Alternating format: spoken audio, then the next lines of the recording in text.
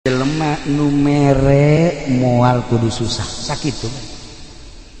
Jelema nu mere moal kudu susah tancepkeun ka jero hate, tanamkan di jero hate, lakeun di jero hate, jeung kudu daek bura beres salila hirup sebab ieu dunia teh bakal ditinggalkeun.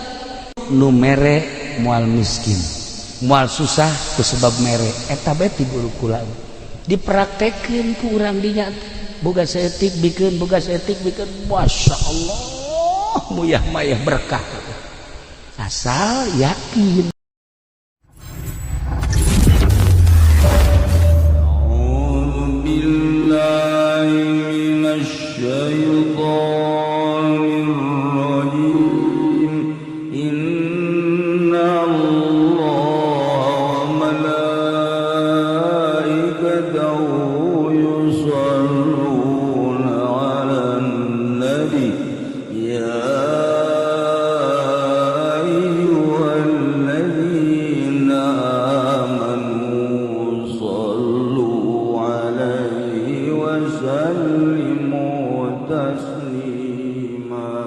Assalamualaikum warahmatullahi wabarakatuh.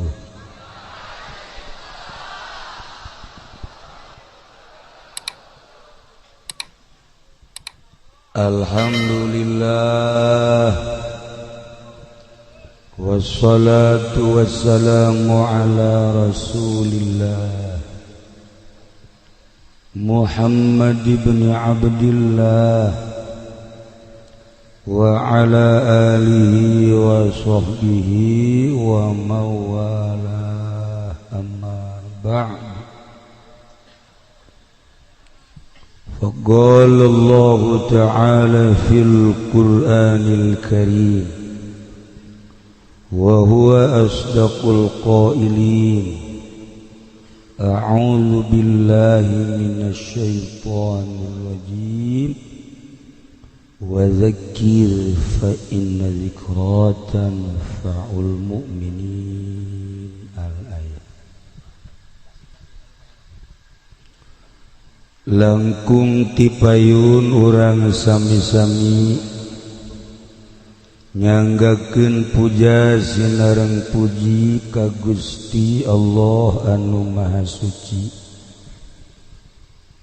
muparantos masihan tina rupa-rupa nikmat ka urang sadayana, terutama nikmat anu kacida pisan ageungna nyaeta nikmat iman sinareng Islam.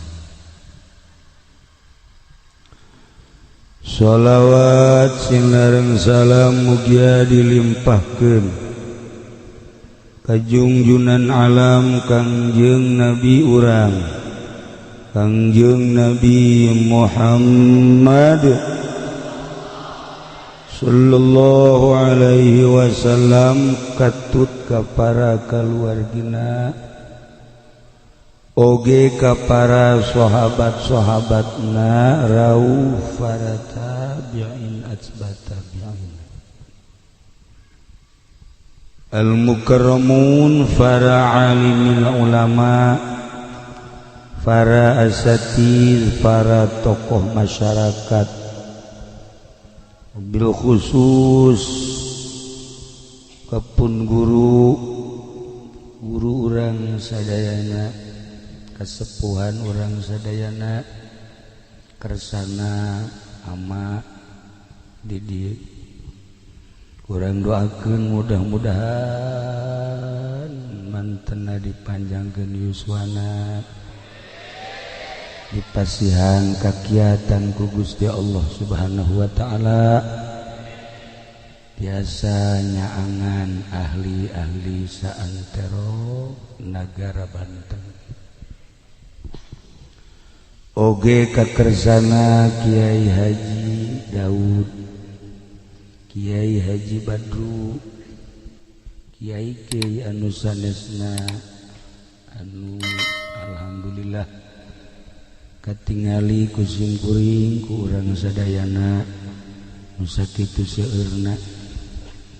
Kurang doakeun mudah-mudahan di pasihan kakiatan paranjang ke yuswana diberek ku Gusti Allah jala lembah anu lain kiai mah ulah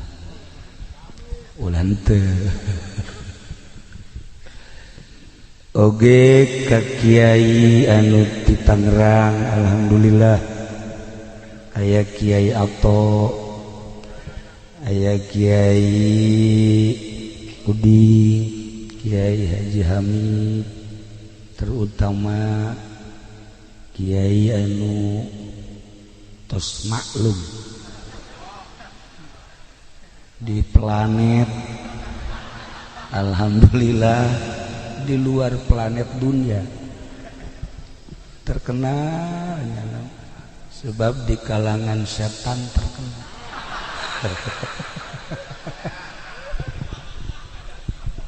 Alhamdulillah eksis hadir di dia oge ka sahibil walimah guru simkuring rerencangan simkuring sekaligus murid simkuring kumaha cenah ngitungna teh sih Kiai Haji Jamaluddin urang doakeun serta keluarga Kiai Haji Asep sadayana we mudah-mudahan aya dina tangtayungan Gusti Allah Subhanahu wa taala aparatur pemerintahanana sipilna militerna nu dina kasempetan ieu hadir sami kusim kuring dipihormat para korin alhamdulillah kagagas yang kuring ke suara-suara kori asa hayang ngora deui hayang jadi kori bagala aja di kori juara kedua ti handap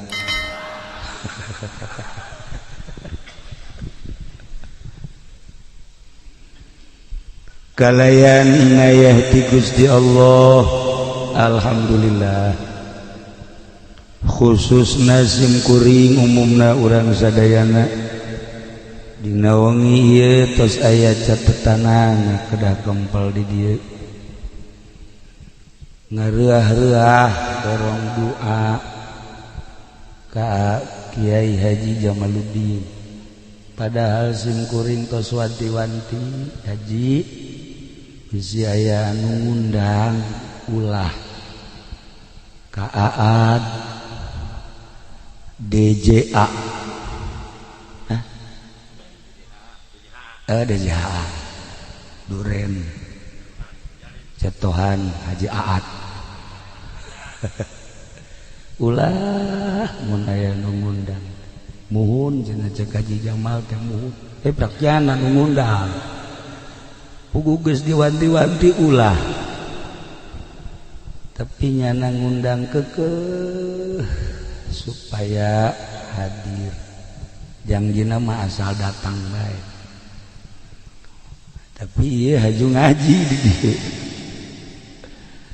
maksud azamna mah terek ngaos terek ngaji terek manggihan Kiai Haji Jamal henteu jasa dek naon tuh kapanggihjeung na ieu mah maksud azamna mah kapanggih hayang pendak sareng ama sebab mama teh ama teh ieu murid mama sempur urang geus teu kapendak teu kapanggih jeung mama sempur aya muridna sarua mama Ujang asa kapanggih jeung mama Bakri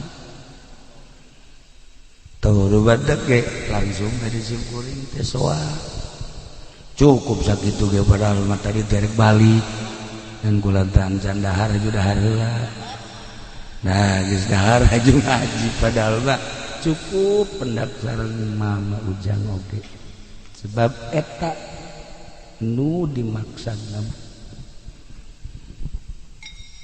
tapi barang ningali di dia Masya Allah seueur jalmi loba jelema kadeleuna masih jelema wallahu a'lam. Kadang-kadang aya anu kasep beungeutna hatena jore, aya anu beungeutna jore hatena jore deh. Eueuh pupurieun tah mah ieu modelna teh mah.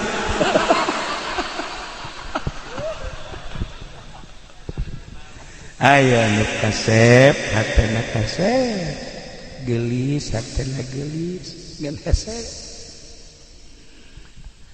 Mudah-mudahan urang kujara di santri terus urang ngaraji, urang tawadu di payeunan Gusti sakieu ayana. Beungeut mah teu jadi ukuran sapira di dunia, tapi hate hayang pisan bersih bening. Meureun nu mentak ngararaji teh hayang bersih hate, supaya ulah wau jeung bupati, supaya ulah wau jeung Kapolres, ulah wau jeung Kapolda, poe kate wau jeung kitu beneran wallahi besi pajar itu beneran. Arinya nama wau ka urang eueuh masalah, yang penting mere duit. Tuh siapa kantung tuna jore kan. Bupati bapak pemerintah wau jeung urang presiden sekalipun eueuh masalah, tapi urang ulah wau jeung manehanana. Daya jipendi mah sabalikna. Bupati teu wauheun nya nu ngangsong-ngangsong. Mentak tadi ge siga jelema padahal juri. Kan? Nu jelas balas zat tutung di dunia mah sarua pada manusia nu jadi pejabat, pedagang, petani, kiai, santri, ujung-ujung nama hayang menang ridho Allah Subhanahu wa ta'ala. Rek ngaji naon simkuring di dieu, jadi dia mah kiai hungkul komo ningali ama mah. Hese urang mun cara penca deuk ka mana ngajurus. Ngajotos ka mana ka tangkis. Tuh kan, ieu bapan bebejana jago pencat teh ye. Si ieu teh ka kaula teh nu jaritakeun penca besi bisa. Cimande tamat. Kalong ngampih aya. Kalau ngampih sok narembel deui sia mah aya.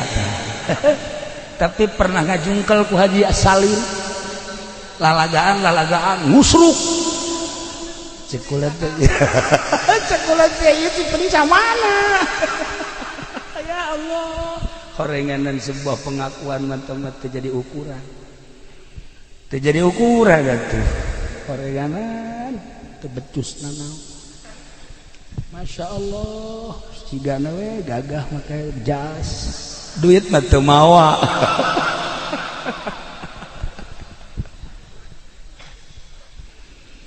Para jamaah kaum muslimin wal muslimat rahimakumullah.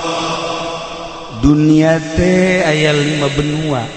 Asia, Amerika, Eropa, Australia. Gede. Di tengah-tengah dunia teh aya Indonesia. Masya Allah, terkenal ke mancanegara. Di Indonesia teh aya Pulau Jawa. Di Pulau Jawa teh aya Banten, di Banten teh aya Pandeglang. Beuh mantep.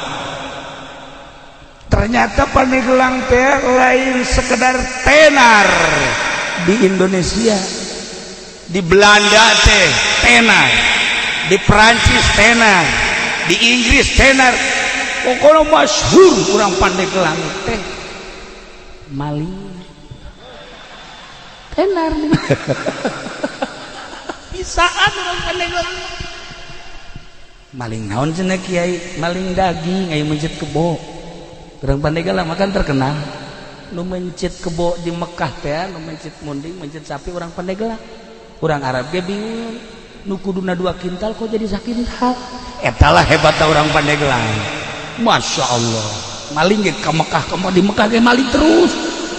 Upahana Masya Allah. Ditanya kunaon sia maling teh? Udah deket Baitullah babari istighfar. Tolong meureun nya.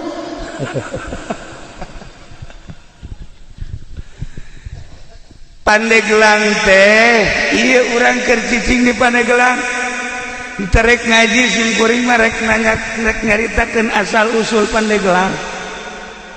Di Pandeglang teh aya hiji jelema sakti mantraguna. Weh, moal aya tanding. Ngaranna Ki Buyut Papak. Ki Buyut Papak teh moal aya tanding lamun gelut. Moal aya tanding lamun ngamasalahkeun masalah kiai. Kakiaian aya di manehanana, kajawaraan aya di manehanana. Ki Buyut Papak teh boga kaistimewaanana mun dibeulem teu teurat. Heh, urang Pandeglang mun mantep Ki Jamal ulah sambarangan eta. Oke, beres acara urang beulem coba. Moal teurat lah. Moal pati-pati atunya nanti. Ya Allah, nah Ki Buyut Papak teh seorang manusia, orang Pandeglang saktina luar biasa. Kabelah dia eueuh tanding, masalah eueuh tanding, gelut eueuh tanding segala rupa, boga kamonesan, nyana leuleukeunna, nyieun geulang. Tapi nyieun geulangna lain cara zaman kiwari. Belum sanggeus tadi belum diketrokanana make leungeun. Yehe, urang Pandeglang mah tulas sambarang. Make leungeun di luhur batu. Eta sanggeus tadi belum ditakolan dibentukeun geulang. Dibentukeun geulang. Sanggeus tadi pek-prekan. Ternyata ieu teh horenganan kudu dikacaikeun. Batu nu eta kumanehanana disimpenna di hiji tempat ngaran tempatna eta di Kabayan Cikole. Ayalah kuari disebut Batu Ngamprak. Neangan tempat jang nguluikeun lalakon. Aya di Cikolakeun Cikole di naon kitu ngaranna Kabayan keneh ngan Kabayan Citaman. Aya cai di dinya mah dibeulem dibentukeun make leungeun dipek-pekan teu kuateun batuna maka disebut batu beulah. Kula mah asal ngadengin nu beulah muringkak bulu. Heuh maksudna. Tuh mah dehem mana bae sia mah kolot-kolot. Tah kuari teh aya batu beulah di Citaman, Kabayan Citaman. Masya Allah, di dinyala dibentukeun rapi, jadilah gelang.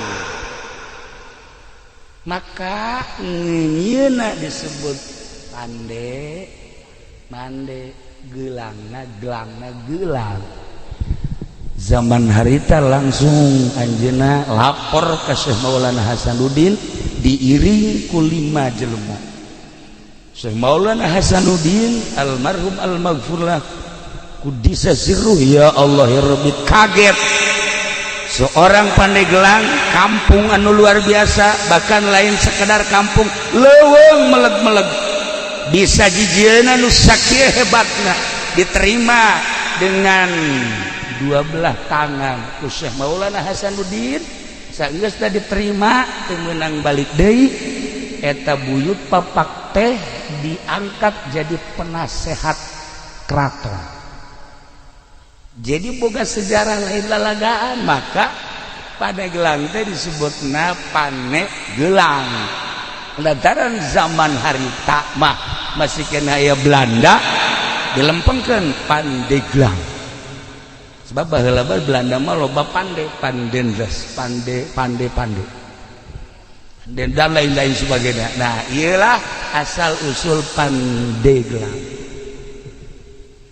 Cik sakaol mah lain kitu.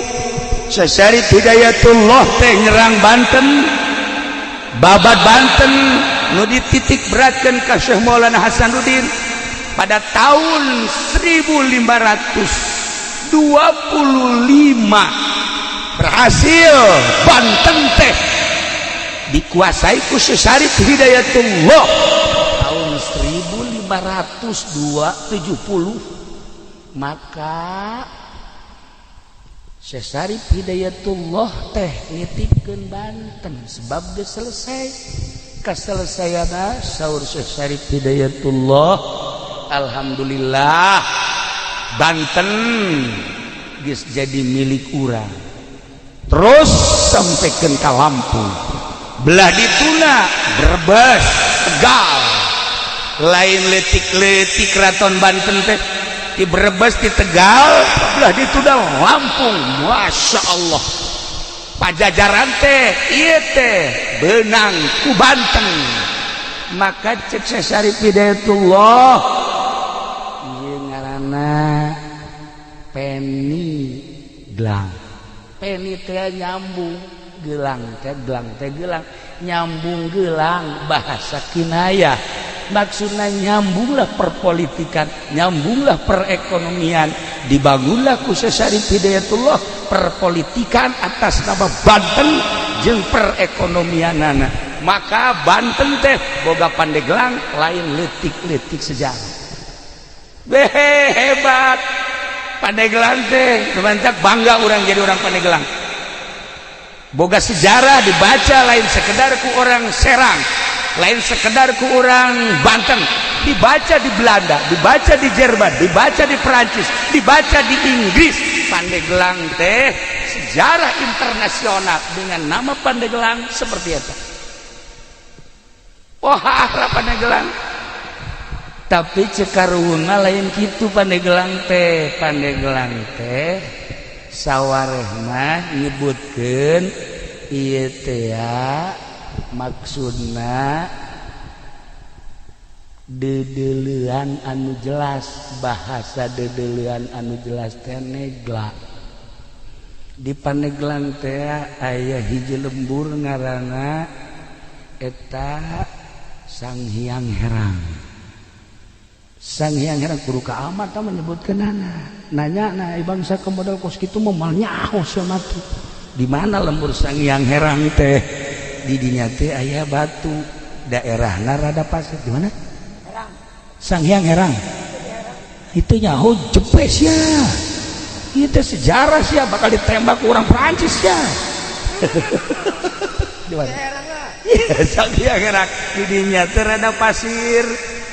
Didinya aya batu gede, batu teh diesian ku 4 jelema, juruna teh lamun urang kadinya negla katempo ke arah utara, ke arah barat, ke arah selatan, timur, maka disebutna negla. Siapa lamun hayang negla dedeleuan tah ka Sanghyang Herang. Luar biasa. Maka kolot nyebutna tuh di Paneglaan. Mun hayang ngeuleuh ka mana-mana tuh Paneglaan. Nah eta teh bahasa Karuhun. Sanghyang Herangna bahasa Karuhun, peninggalan Karuhun. Haju bahasana ge tuh Paneglaan cek Karuhun. Geus Paneglaan teh dilempengkeun jadi Pandeglang. Tilu samangajina. Masyaallah nyoret anu bener atuh. Tuh kan, iyalah Pandeglang, masya Allah. Iya sejarah lain sekadar dibaca di Indonesia, tapi dunia, masya Allah. Masih kayaknya ya riwayat-riwayat tentang wajah tasmiyah Pandeglang. Cuman nu dua deui dianggap dhaif, nu tilu eta mah utama. Ente coba ke perpustakaan Belanda bakal aya. Mun kukura dibacakeun bahasa Belandana ente kaget. Aya bahasa Inggrisnya pasti kaget. Moal aja aing bahasa Inggris teh nu nyaho mah ngan I love you doang. Iyalah Pandeglang. Eta sakadar wajah tasmiyah istimewa. Eta buyut papak teh hirup di keraton jadi penasehat Syekh Maulana Hasanuddin saat kita.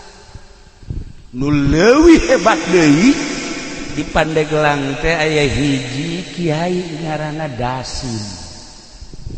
lamun di anyar eta teh ngaranna jasim. Baheula teh anyar teh lain anyar, eta teh sudi mampir. Baheula teh disebutna anyar teh sudi mampir. Ketika Herman Danles ngebangun jalan disebut anyar Panarukan, setelah selesai jalan urang dinya teh nyebutna anyar jalan anyar buatan Danles. Nah ieu teh katelah bae orenganan eta teh bahasa anyar teh di zaman Danles. Jadi kuari kasebut teh anyar. Cek sakaum lain kitu, aya hiji jelema ngaranna Kiai Jasim. Kiai Jasim teh menguasai ilmu zahir batin. Gawena ngan sakadar ngalalauk ka laut. Boga guru mursyid. Sageusna meniti dengan sulukna, jadilah manehana seorang manusia nu berderajat. Hiji titip guru mursyidna ngan sakieu hiji doang cek guru mursyidna, jelema nu mere moal kudu susah sakitu. Jelema nu mere moal kudu susah tancepkeun ka jero hate, tanamkan di jero hate, lakeun di jero hate, jeung kudu daek bura beres salila hirup sebab ieu dunia teh bakal ditinggalkeun. Geus lamun ku urang dibikeunan engke bakal kapagih jaga di akhirat.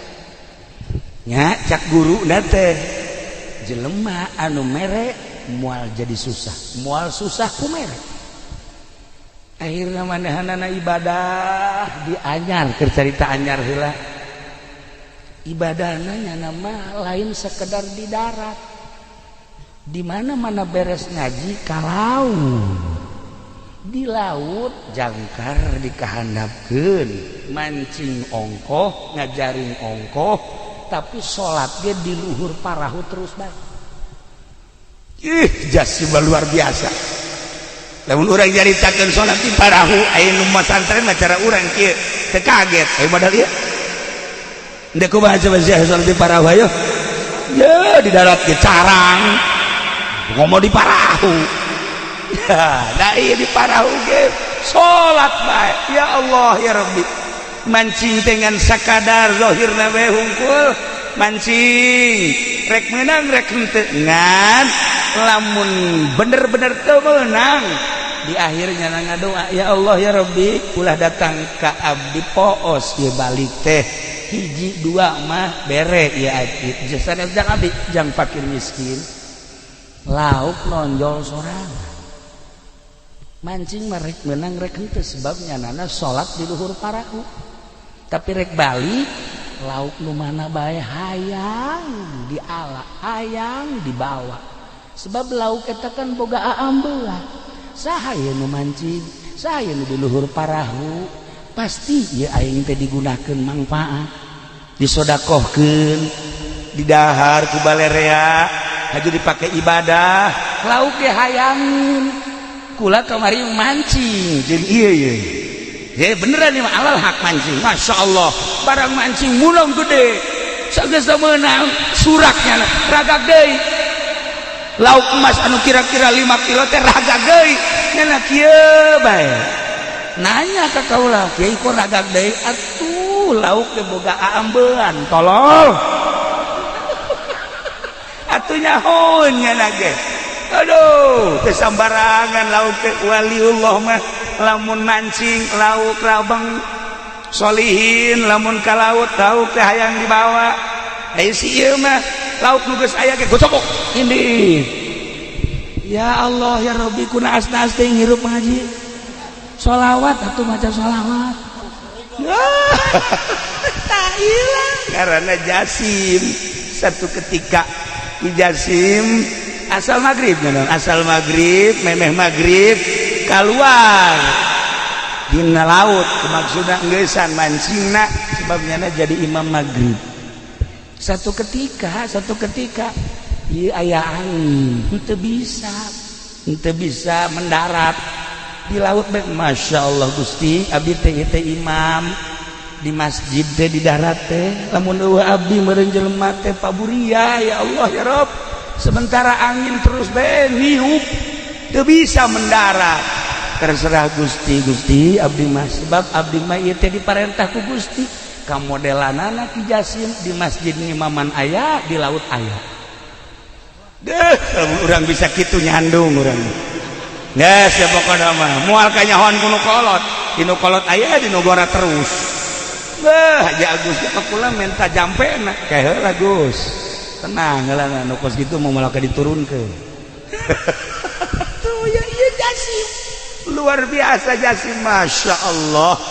Nah satu ketika anjeunna ngadenge di darat teh budak leutik ceurik aya 3 nu ceurik teh ditanya emakna di ieu kunaon budak careurik hampura Pak Jasim kunaon ti kamari budak ieu lapar candahan Masya Allah atuh lain bebeja cek manehanan lauk anu menang di laut langsung dibikeun kabeh kena di dahar bahkan manehanana manitip di besi aya jelema-jelema nu kalaparan anu hese dahar bebeja ka kaula insyaallah kukula dibantu percis ku siapa kita mah kitu mun aya anu cerik bebeja ka kula asal nu cerikna umur 17 tahun cewek deui mah bengkol bae jelema heran aing mah sairlah Jasim akhirnya Ki Jasim teh terkenal di daerah anyar teh baheula mah sudi mampir keneh ditaluturkeun ku urang dinya boga elmuna naon sih Pak Jasim Kiai Jasim hiji beti guru nu mere moal miskin moal susah ku sebab mere eta beti guru kula dipraktekeun ku urang dinya boga saeutik bikeun boga saeutik bikeun Masya Allah muyah mayah berkah asal yakin modalnya yakin ieu nu hese ge yakin nu hese ge yakin oh lamun menceritakeun keyakinan hesena lain lalaga datang ka segede kieu urang can boga keyakinan keneh bae sebab lamun hudang peuting culak cileuk bae beusi ayam momonon si aya pocong eta karana teu boga keyakinan kos kitu tah ya urang mah kana rezeki bae hampir teu yakin padahal Allah ngajelaskeun dina Al-Qur'an tapi teu daek yakin masih kene meronta kene tah ieu lah Jasim ditaluturkeun ku urang dinya berarti ngamuridkeun ilmu nu dipraktekeunana jelema mere moal miskin nu mere moal susah sakitu bae akhirna muridna loba geus loba muridna nyana ka Mekah berangkat balik ke Mekah Masya Allah ingin masjid di Anyar tah masjid nu pertama ngabangun di Anyar eta ngaranna Jasim mantak besi aya jalan Haji Jasim kuari geus apal dong besi ente ka Anyar ieu teh aya jalan Buyut Jasim eta manehanan nah eta Jasim teh ya lantaran ngabangun masjid urang dinya nyebutna Masjid Anyar nu tadina ngaranna sudi mampir kuari ngaranna Anyar hiji sababna jalan menang denles nomor kedua sababna menang Abuya Jasim nu indah deui Dasim mah di Pandeglang kehebatan Dasim ibadahna nya nama di leuweung bae naik ke tangkal kayu sholat di luhur tangkal kayu wih hebat jasa ngadengina mah urang ngeunaheun si ieu ge sok naik ke tangkal buah batur deh beak kabeh naik tangkal kalapa beak buah beak entek si ieu mah kos kitu beungeutna kucem kadeulna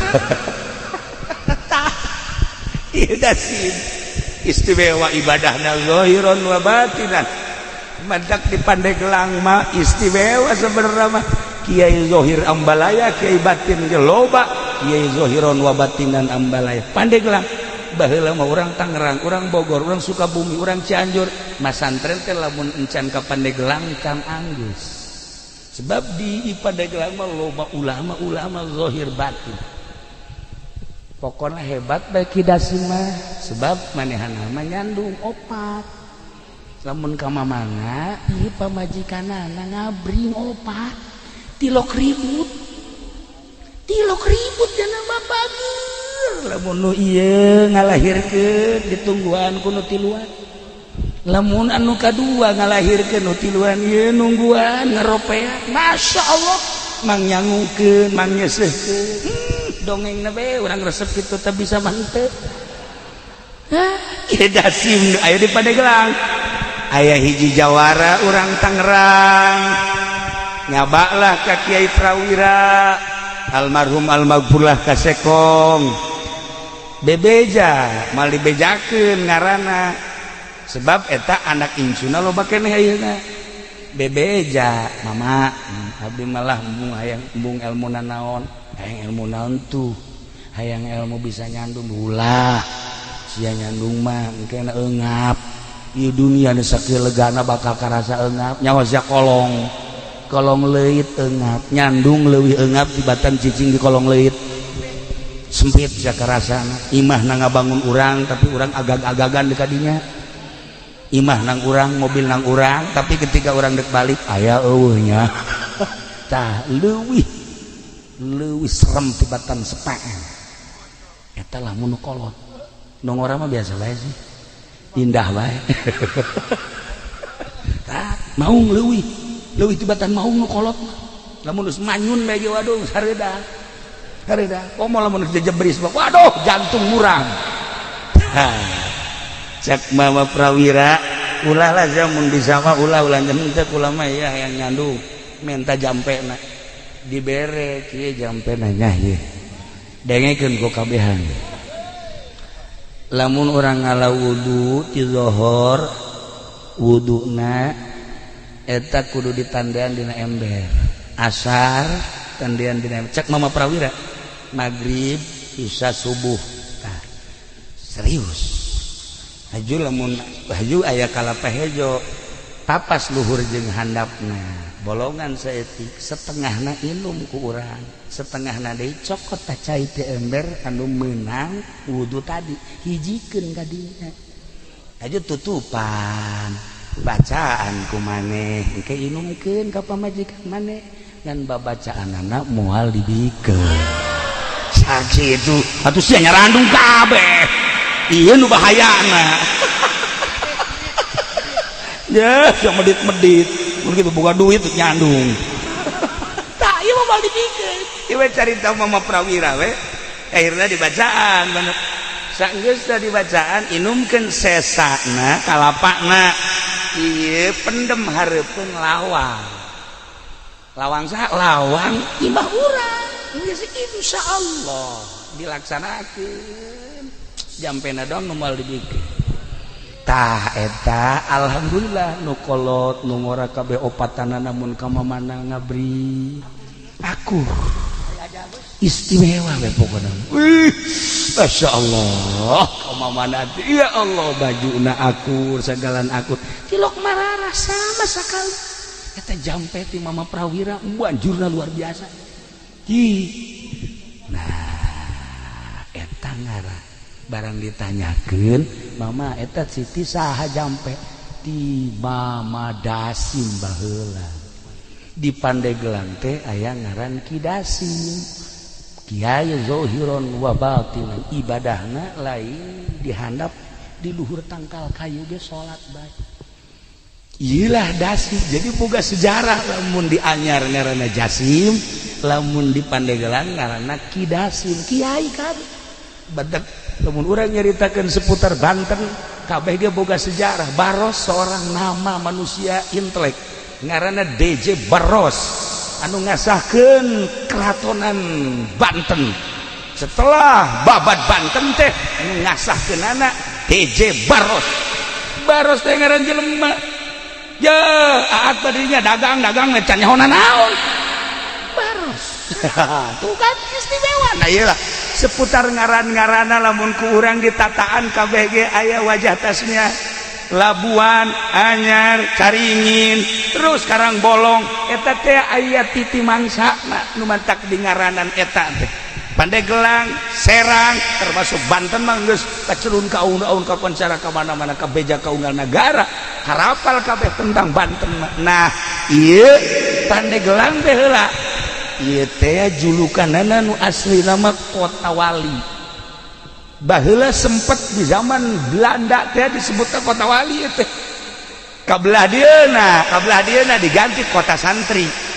Kabelah dieuna diganti Serambi Mekah zaman Pak Harto. Kabelah dieuna kuari, masya Allah, segala rupa aya di Pandeglang. Segala rupa aya di Pandeglang geus pokona mah hese nyaritakeunana. Begal orang Pandeglang. Pamalihan orang Pandeglang, tukang nyandung teu bener orang Pandeglang. Tuh, segala rupa orang Pandeglang bae geus. Anu katangkep di Mekah teh mukimin orang Pandeglang. Ih, wahara. Tapi ulana leuh kituna sejarah kiai-kiai jebolan Pandeglang, masya Allah. Mantak urang bangga di Pandeglang. Aya Ki Bustomi, aya Abuya Cidahu, kuari senyit. Kiai Mupasir, Mama Ujang di dieu. Deuk ka mana di neangan ilmu teu kudu jauh-jauh. Beakeun ta ilmu Mama Ujang. Ujianana moal beak datang ka Irah gitu. Tuh, Mama gitu kan Ki Mupasir, ente mun hayang zuhud ka ditu. Kalau urang ka ditu belajar ka ditu, ulah dahar, ulah nginumna saeutik bae. Si ieu sapoe kuat, 2 poe, 3 poe geus kieu bae tah. Iya, mabok zuhud cenah. Ya Allah ya Rabbi. Udah gua tinggal banggana bae ngadenge. Masya Allah kuat amat, si itu hebat amat, kiai anu hebat amat. Dan mantap kula mah tanpa sepengetahuan kiai-kiai anu bersangkutan kula mah penting sok kadoakeun kemudian dihadiahan ununya hok bege nu mantap cara rintaeun sebab kulana sok kirim Fatihah ka ieu ge sok ila hadatir ruhi fendi al-Fatihah geus we gitu asa geus paeh tapi gitulah para jamaah kaum muslimin wal muslimat rahimakumullah. Keistimewaan kidasin teh lain sakadar nyandung tetapi nyana horenganan seorang bengkong nu mantak di Pandeglang mah ilmu bengkong teh aya loba tuh pengkong lamun di Garut bengkong lamun di urang pengkong lamun ieu mah pengkor beda setik lah. Tak eta teh keistimewaan kidasin teh bisa nyepitan, bisa nyundatanana babacaanana tuh baheula kula boga babaturan diturus eta teh almarhum Kiai Haji Hasim kabelah diana bareng jeung kaula di Garut Kiai Haji Tatang eta ilmu pengkong nama aya tadi dia diturus tah bahkan loba nu ngaralep tapi kidasin mah nyana mah kidasin lamun nyaba aju aya budak hayang disudatan kadia dicekal doang gitu make ieu doang simpreng beres make curug doang simpreng beres langsung hebat tak kidasin dakwah teh lain sakadar ngaji lain sakadar ilmu batin kajandung nyandung punyana didakwahkeun encan sampurna lalaki lamun can nyandung sakitu kapan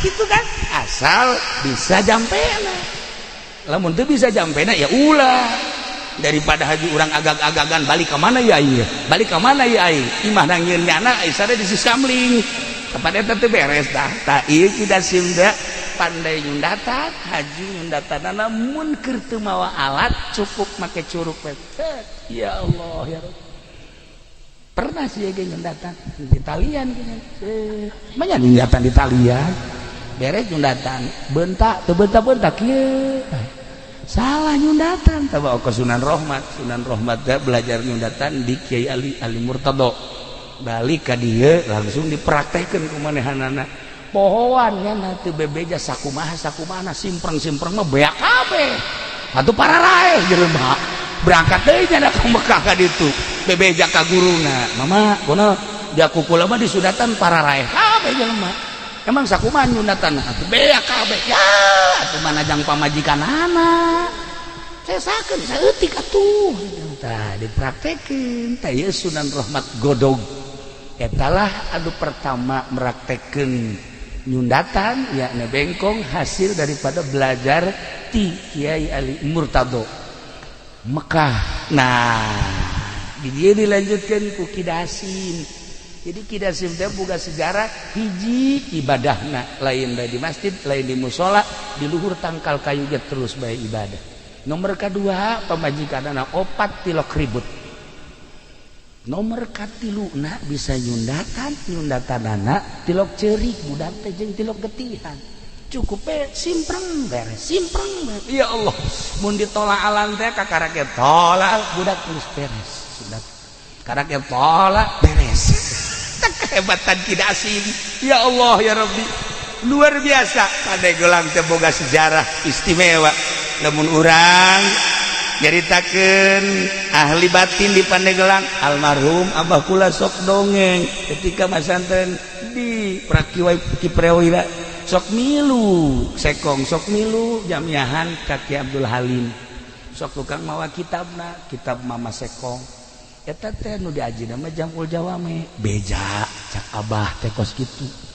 Jadi berarti lain sambarangan. Tah Ki Abdul Halim memang kumaha Ki Abdul Halim mah teu kukubah ngan sakadar hebat mamanehanana pernah satu ketika nyana lempang di jalan kereta tasbehna murag di jalan kereta eta kereta nguik-nguik kan teu bisa maju aya tasbehnya mah wih eta masinis kaget ieu aya naon ieu teu bisa maju barang ditempo aya tasbeh sieun kabeh nyekel tasbeh eta sieun nyekel tasbeh barang ditingali tuh nuanian itu tasbeh tadi nu liwat mah Kiai Abdul Halim kadinya teh digerokeun bae ya Ki oh bener cenah terus we ditingali heuh tasbeh kula dicokot kareta maju deui coba tasbeh sia coba aya nyaho ya Allah ya Rabbi dailah para jamaah kaum muslimin wal muslimat rahimakumullah kita rek nyaritakeun ngaji sim geuring mah lantaran izin ka kiai-kiai di dieu wirang ka ama cacak-cacak ama masih kuring ya insyaallah meureun hiji hadis dua hadis mah aya nu apal ngan kulantaran di aya ama taaduban ka ama embung lah maningan dongeng seputar eta bae mun ku urang dicaritakeun ti mimiti babad Bantenna terus ka Pucuk Umbuna terus ka Serang terus Pandeglang Labuan aya saha di Labuan teh kaya di urang teh aya Syekh Daud Cibandat aya Syekh Asnawi Caringi beuh belah dina aya Ki Husein Carita geus puguh di Banten aya Syekh Maulana Hasanuddin aya Syekh Yusuf ya Allah ya Rabbi kabelah dina aya Ki Abdul Halim aya Mama Armin Cibuntu Kiai Prawira beuh pohara jasa disusul kuno kamari ieu urang apal Abuya Cidahu Abuya Bustomi jeung saantero-saantero urang nyaritakeun baros nyaritakeun Pandeglang mah kaya santri kaya ustad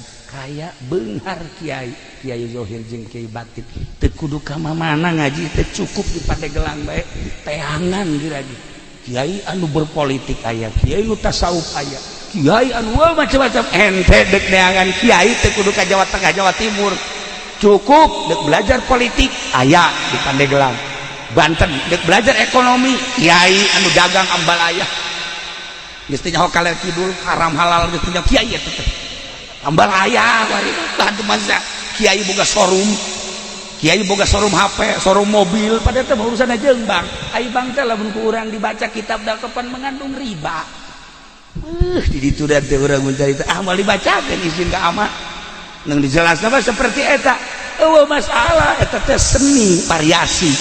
Jadi di Pandeglang teh kiai anu tasawuf loba, kiai anu zohir be loba, kiai anu zohir batin ambalaya, kiai anu berpolitik loba, kiai anu berekonomi loba, kiai anu berbudaya ge ambalaya. Teu kudu neangan ka mana. Tapi ketika aya seorang Habib ahli batin nyaba ka Banten kuari, nyaba ka Pandeglang pernah neteskeun cai mata.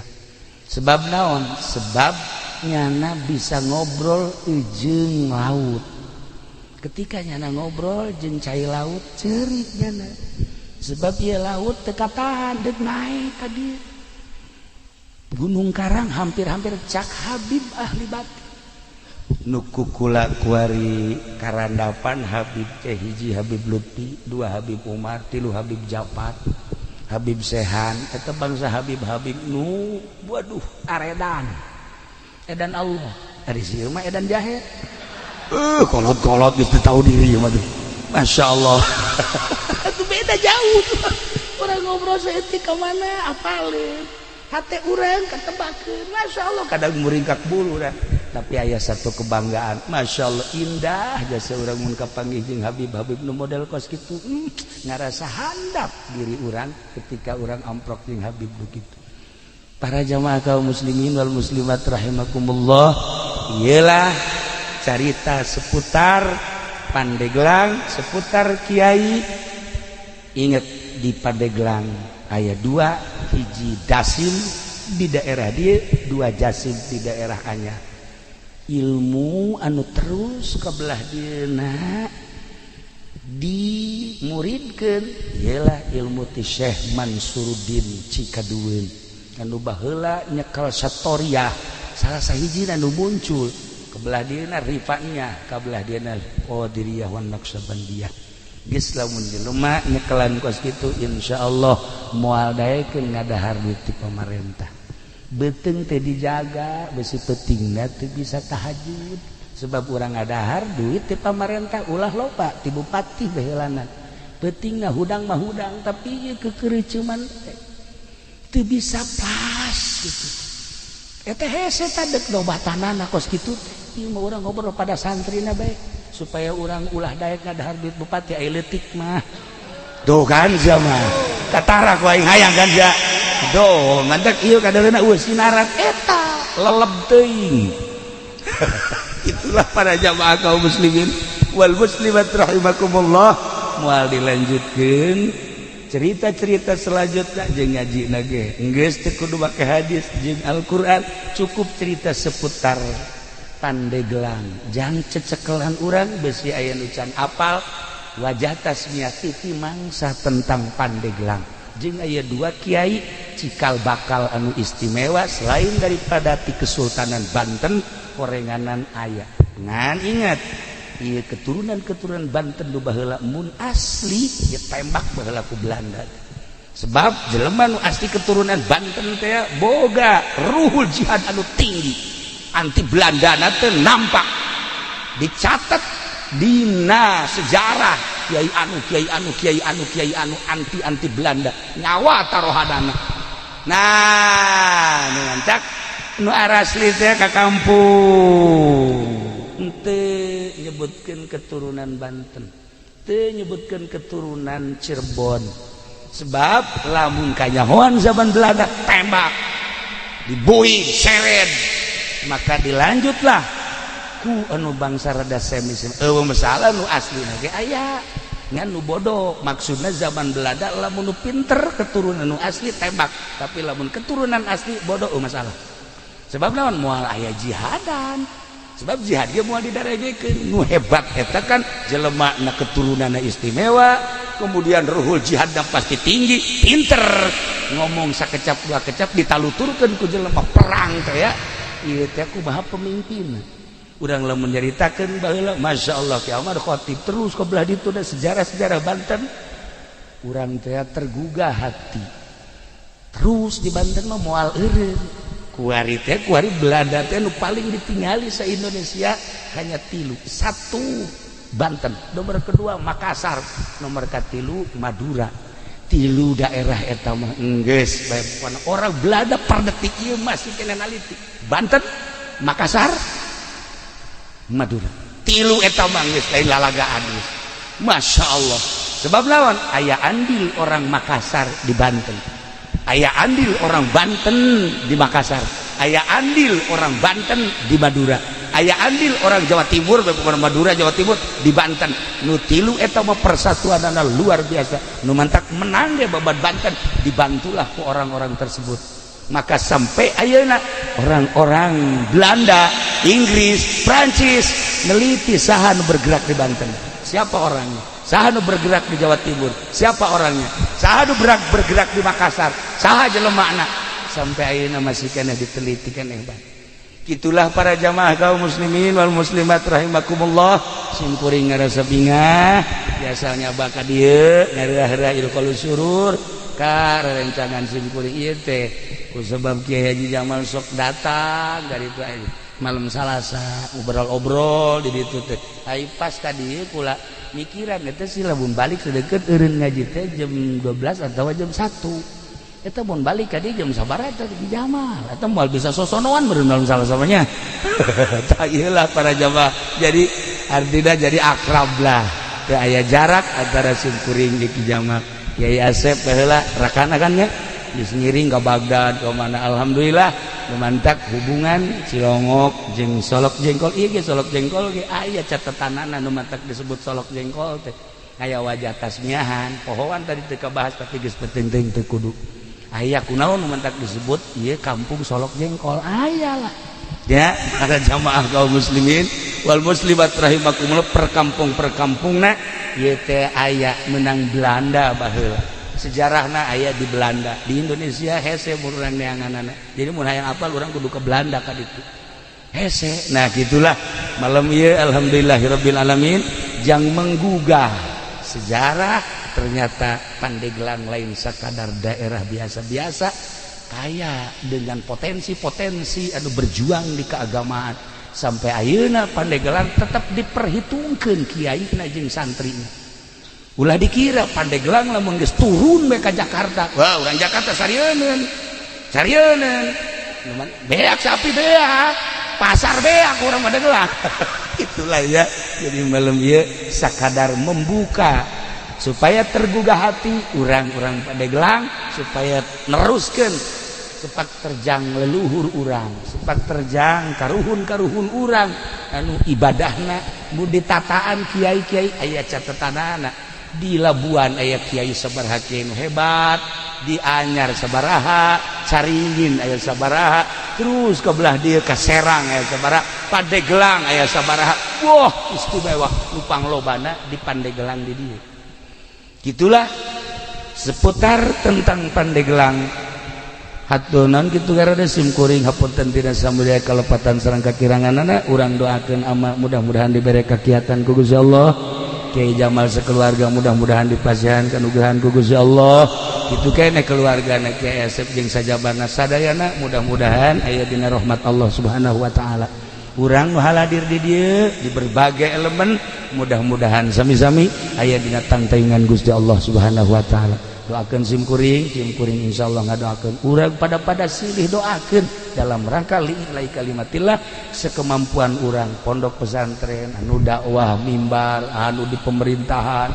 anu di perekonomian hayu pada babarengan dakwah menuju ridho Allah Subhanahu wa taala terakhir putra Kiai Haji Jamal anu di sekitar urang doakeun mudah-mudahan janten jelema anu saleh bisa neruskeun ramana akina jeung uyutna ka dituna dalam rangka lillahi kalimatillah sakitu teh simkuring hapunten tina samudaya kalepatan sareng kakiranganana wallahul muwaffiq ila aqwamit thoriq wassalamualaikum warahmatullahi wabarakatuh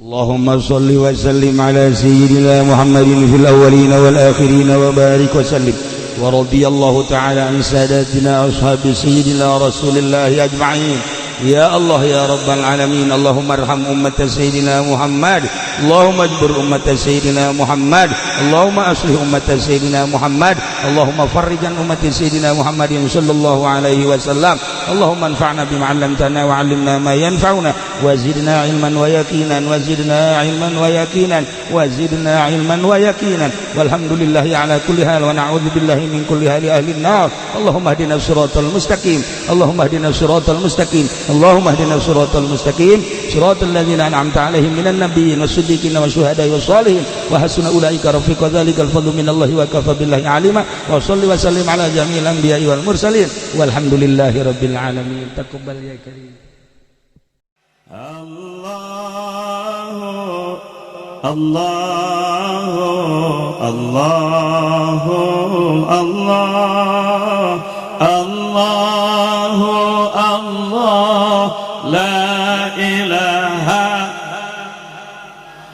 جبريل ميكائيل إسرافيل عيد منكر ونكير ركب عتد Jibril, Mikail, Israfil, Izrail, Munkar wa Nakir, Rakib. Allahu Allah, Allahu Allah, la ilaha kahiji Nabi Adam, kadua Nabi Idris, katilu Nabi Nuh, kaopat Nabi Hud, kalima Nabi Saleh, kagenep Nabi Ibrahim, ketujuh Nabi Lut, kadalapan Nabi Ismail, sembilan Nabi Ishaq, 10 Nabi Yakub, 11 Nabi Yusuf, 12 Nabi Ayub, 13 Nabi Syuaib, 14 Nabi Harun, 15 Nabi Musa, 16 Nabi Ilyasa, 17 Nabi Zulkifli, 18 Nabi Daud, 19 Sulaiman, 20 Nabi Ilyas, 2 hiji Nabi Yunus, 22 Nabi Zakaria, 20 Nabi Yahya, 24 Nabi Isa, 25 Nabi Muhammad sallallahu alaihi wasallam. Moal ayat Nabi dugi kapoe, moal ayat Nabi dugi kapoe. Allahu Allahu Allahu Allah, Allahu Allah, la ilaha.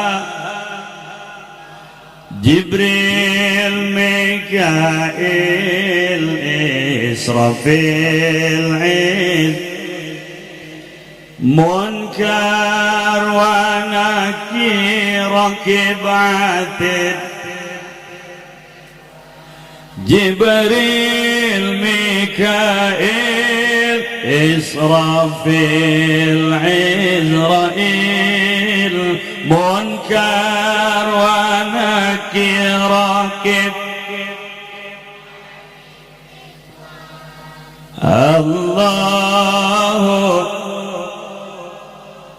Allahu Allah, Allahu Allah, la ilaha kahiji Nabi Adam, kadua